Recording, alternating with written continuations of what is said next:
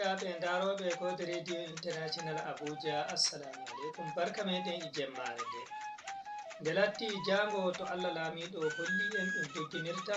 cuɓi ha leydi sénégal hande min gaddanay o ka taskara ka musamman dow no cuɓi leydi sénégal ndin dogginirte sey gonɗo e amen ha dow hello amen go facebook kode radio e nanta channel youtube amen kode tv.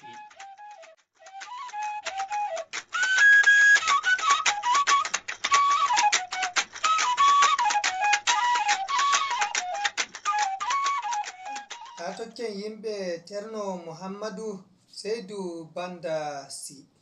bismillah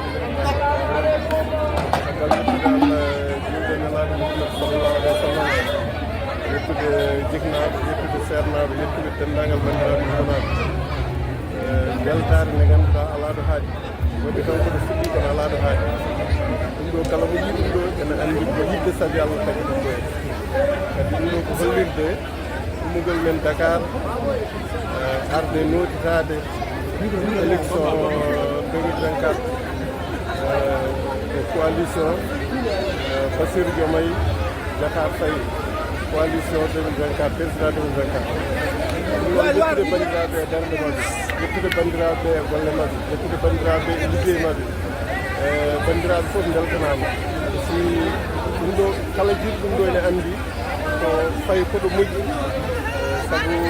neɗɗo yiyata ɗum ɗo tawa wonani ɗum ɗo lelɗa ɗanɗa ma wawa ɗum dañi alde neɗɗo yi ɗum ɗo hande so wonani e nder he so renimo ɗanɗa noon en ñaguima allah allah ɓuri andi ko ɗum moƴƴude men yo allah waɗa men ɗum ɗo kadi ko waɗa ko woni hen ɓural yo allah waɗ wona hen ko ɗon kadi yo allah mbaɗana men sika bandiraɓe foof jimɓe diwan kala arɓe noddade e gollal ngal ɗum jettama e beltanama e ñagama allah kadi min foof ɗo woni ɗo yo timmin ko yinno ko wadde e golle ɗe noon faya kono 24 min foof yo wattede récupéré carte mum daro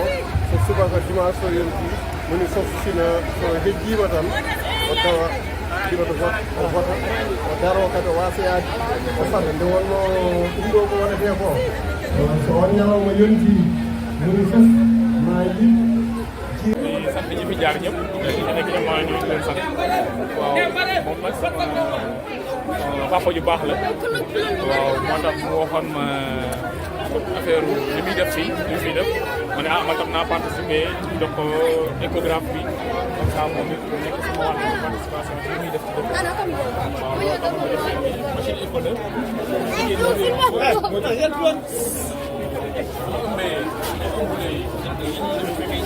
dañ leen di laaj échographie bu dee échographie mooy machine bu mel donc mën nañ ci seen échographie ba seen am doom benn ci dafa am doom machine bi da leen di wax ban période la ñuy am doom ak ki koy utiliser dina gën a muccal ayib li ñuy nekk ci biir dinañ xam doom bi mi ngi dund mi ngi avancé mi ngi màgg yooyu yëpp dinañ ko xam machine bi da koy waxee après loolu noonu ñu boole waale si ay gel ay kitu gel utilisation bi ak repro pour buy jiite film yi ak benn paquet repro film boo xamante ne mën na def 2-3 mois utilisation avant muy jeex voilà lii benn kii rek la docteur final la benn appareil la boo xamante ne nii bu fekkee dafa nekk foo xamante ne nii soxlawul muy def écho pour nga xam xale bi mi ngi dund wala dund lii rek lay utiliser teg lii ci biir bi lii day def bruit xolu xale bi ni muy def dafay génne fii facilement sage femme bi wala kii bi day xam xale bi mi ngi dund wala dund donc loolu la woon ñu ne nañ ko indi jox ko Thierno waaw moom mu indil leen ko daal incha allah jërëjëf parce que incha allah.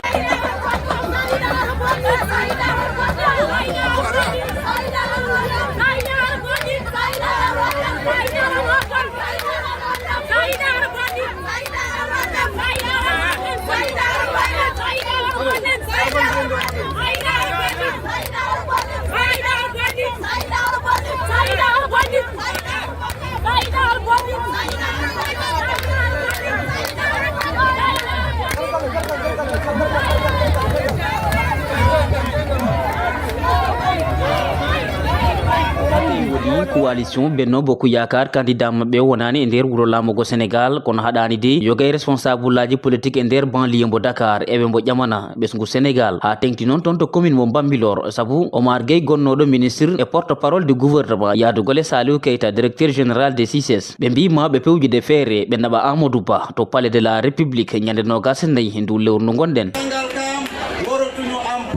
Sangalkam en potatani hante dañde probléme mbiɗa andi noon enen yimɓe ɗiɗo ɓe eɗen mbawi gañode min noon mi wino ministre Omar Gueye ikiɗe nogas e nayyi ndu lewru si Allah jaaɓi ma yimɓe gaño te ma en gaño te ma en gaño.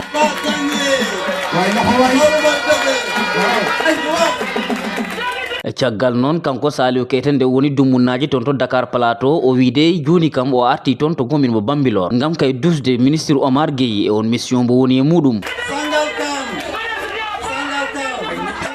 Sangalkam mi haalani mon mi wi jagorɗo Omar Gueye si Allah jaaɓi a wonta ɗo yeewo mami arɗo hen mi dusma e ko gonɗa koye mum ngam kayne mbaweten dañde ndam si Allah jaaɓi.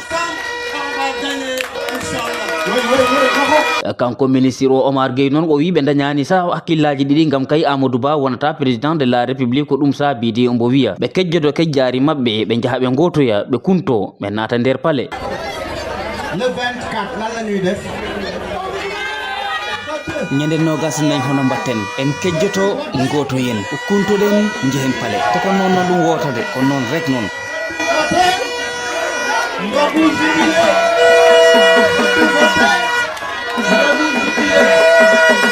gon battuno e bannogo toon to kunun caggal nde ɓe goni ɓe mbaɗa inauguré bureau d'appui et d'assistance sociaux mbo Sangalkam ɗum noon ɗum wonat fattangue mawɗo kamɓe ɓen rewɓe hotɓe o nokku toon en gam kay nde ɓe mbawata toon wadde hebloji ha ni kay ɓe mbaɗa toon gueɗe mabɓe te ɗum wona kadi base mo ganduɗa Benno Bokk Yakar ma waw toon hawrude e ko fati e kuule parti o.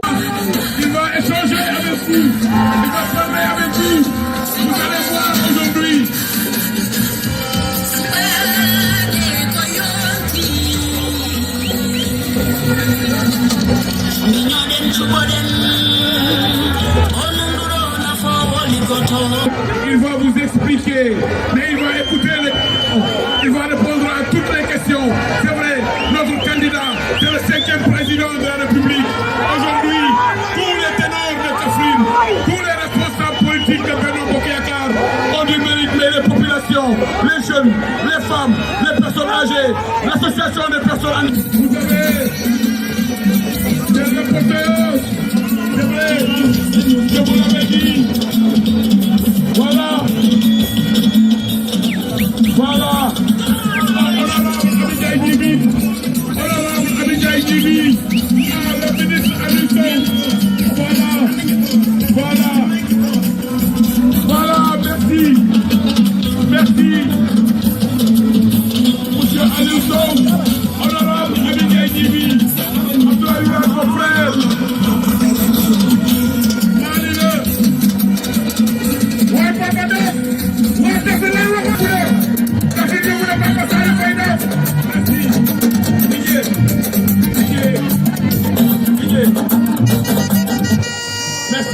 Képp moom rek mu ñëw nuyoo ak njabootam joxal ma ko benn mbaxane mu ñëw gars yi su ma nee mbaxane yi na mbaxane yëpp jóg président demal nuyoo ji mbaxane yi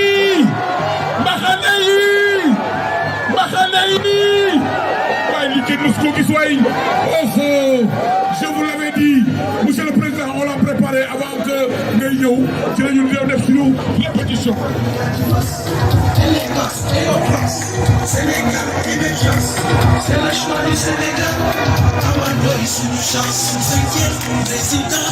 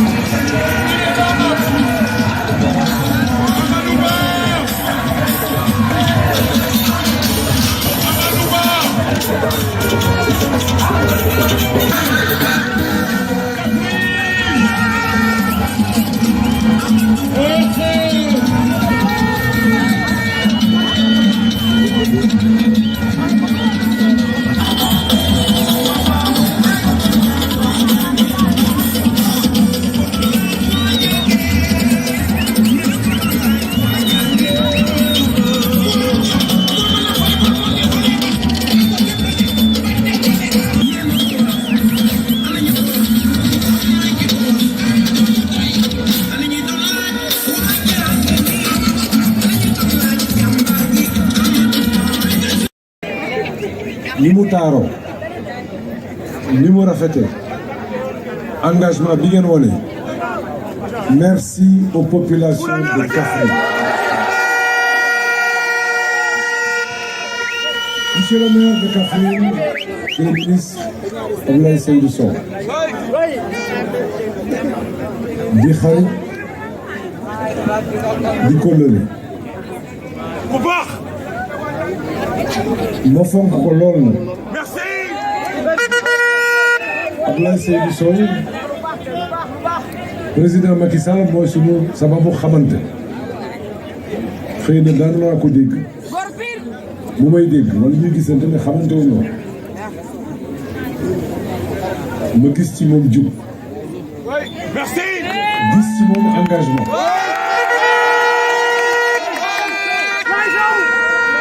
gisi ni mu téye ak ni mu fonkee président Macky Sall xam nga ay nit bu nekkee xarit jëw da leen di yomb mais Abdoulaye Seydou Sow mooy ki nga xam ne dëgg lay wax ak yow te lu mu wax ak yow mën na cee delluwaat pour ton amitié. Merci pour la générosité. Merci pour ton engagement. Parce que dund bi ni muy demee tey am capacité d'adaptation moom mooy tubaab bi woowee résilience. ndax mbiru sunu borom moom du doon loo xam ni dafay ànd ak logique nit moom logique boppam la yor moom mooy def xam nu muy defee kañ la koy def te dépendrul ci kenn ci ñun. Monsieur mun naa commencer Aliou Sow borom xam-xam. Madame Biliba ari ɗo e woni sababu mum ko arde jewde rewɓe ɓe. Madame Biliba noon ari leegal ngal ngannduɗaa omo woowi arde ɗo wona hannde toon miidi arde ɗo. E minen ko weltare mawde min dañi ko ari ɗo ko sabu o meeɗi arde ɗo ko président nelnomo golɗo noon ko kanko neli hoore makko joom galle makko nelimo o ari ɗo foti arde o ari kadi o jaɓɓama o haali ɗo kadi kala ko foti haalde e rewɓe ɓe fof no ngari département o fof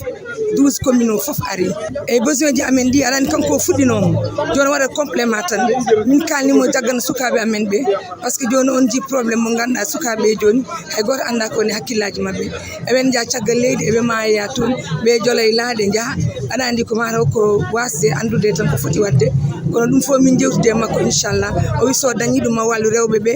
te debbo kadi so wallama tan galle yuɓɓi sukaɓe dañta no jaari caggal leydi sakka ne jiiloyo goɗɗum totten ɗum neɗɗo dariɗo woni Amadou Ba ko neɗɗo moƴƴo ko neɗɗo tiniɗo ko sagata yimɓe jingantu koyo ben min de min hoɗa kom jingowo mi suuɗaki hen gotan ɗum ko Amadou Ba kala mo gandu mbiyen bam ko ya wotan Amadou Ba jeunesse o mbiɗa weeɓe ɗum ɗo yo mbaɗ ɗum match 24 heures yo won match mo ganduɗa ala prolongation ala tiro bi ten piyat jehen koten premier tour inchallah rabbi so Allah yaadi hen nelade mum sahnama Tidiane Sarif ko ɗum min ñaagi yoto ko Allah ardi koto softu en ya adi ko Allah wattinto ko Allah. Wuro Gamaji Saare jaɓɓima fodde temedere neɗɗo ummiɓe e nokkuji ɗi kala guila jeyirba ha jaaba ngam tottirgol carte mutuelle santé ina yuɓɓinno ngal kawtal fedde dental woni doole e gardugol Abdourahmani Dia coordonnateur dental ngal. Programme o ko dental woni doole waɗi journée waɗi ɗum financé Aissata Aw la présidente du mouvement Fouta en marche nafoore nde ko yimɓe kala mo ganduɗa ene sohla safrade ala doole min miiji projet o yomin mbaɗ ɗum pour wawde wallude population o ɓe ganduɗa ɓe ene joggi dañde safara taw juuɗe mumen jettaki caggal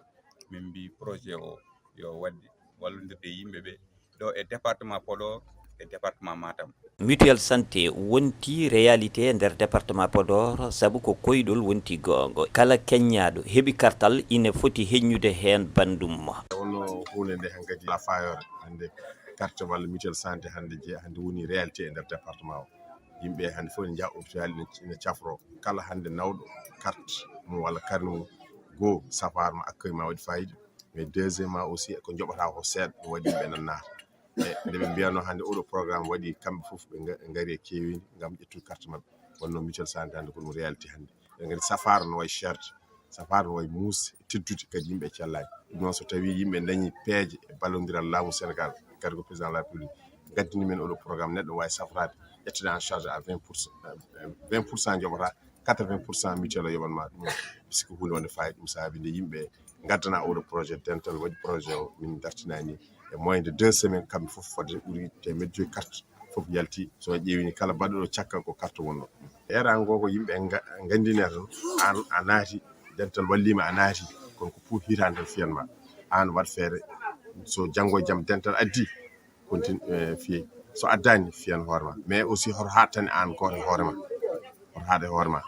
an goto sa naati aɗa safrone ɓesguma natani ɓiye natani gorko ma natani ɗum hamnoto seeɗa ɗum woni fandare dental woni doole ko waɗande 32 commune aji ɗi ujunere kartal taw ina cafro joɓani hay tamma tawtorama jonde nde lomto gardiɗo district sanitaire Podor. Min ɓeti hen ko yimɓeɓe pellito wallude Amadou minen de kala momi potti wiyata min wotte tampine koye mon wonde nangue jeehe kote joɗɗon ñande jour élection komin wotoɓe kono tinne ɗe ƴeewe moyen dokkon min koriji amen fof ko egguɓe gon hande fulɓe ɓe peewi Saloum ɓe peewi Ferlo ɓe peewi Waalo donc hino moƴƴi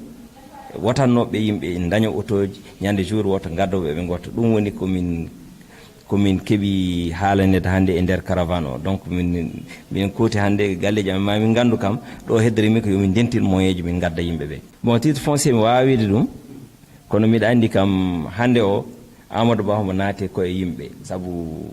Amadou Ba wonɗo peut être kulɗen kono département Linguére ɗo ha jottoyɗa Fouta ɗo jaaha Tambacounda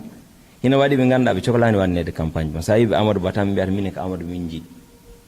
ɗum c'est naturel ɗum noon so bonnoɓe gara nattani hen so doole dañama tan o yawtat sall haɗa andi politique ko ɗum attaque politique surtout gonɗen koye période campagne alay saago candidat fof ma waɗ attaque goɗɗo on saabu noon mo liggodinoɗa ene joga yakar sa haali mum hunde ma yimɓe cikko gonga tawa noon wona gonga Amadou Sinno ɗum wonna o wonata candidat taki ɗum suɓede ko hoolare mbe Sénégal naɓe jogue mum hoolare mbo gouvernement o jogue mum hoolare mbo président jogue mum taki ɗum suɓede so wona ɗum o suɓetaki ɗum ɗon ko haala politicien woni ɗo heddi ko sénégalais en maɓe foti jogade fulla maɓɓe fayde maɓe ganda hombo woni président hombo jogoto lesdi ndi taw waddata caɗele hombo jogoto lesdi ndi taw jamma gonnoɗo ɗo mbo continua hombo jogoto lesdi ndi taw développement waɗata continuer taw en mbatta régressé handi woni bona e aduna mbaɗon progressé après mbaɗon régressé hibbitade caggal ɗum wona ko sénégal foti ƴewde sénégal koko yawtini ɗum yestan foti yilade haare noon e duko jamma e ñalama yarinta leydi yeeso dow darnde sobiraɓe kuugal amen e RTF radio Fulaku télé leydi Sénégal mi Ibrahim Iramo Dake mbiyaymi on mbaalen jam sey taɓɓoɗon jango to Allah holli en ngam ɓeyduki heɓitaki taskaram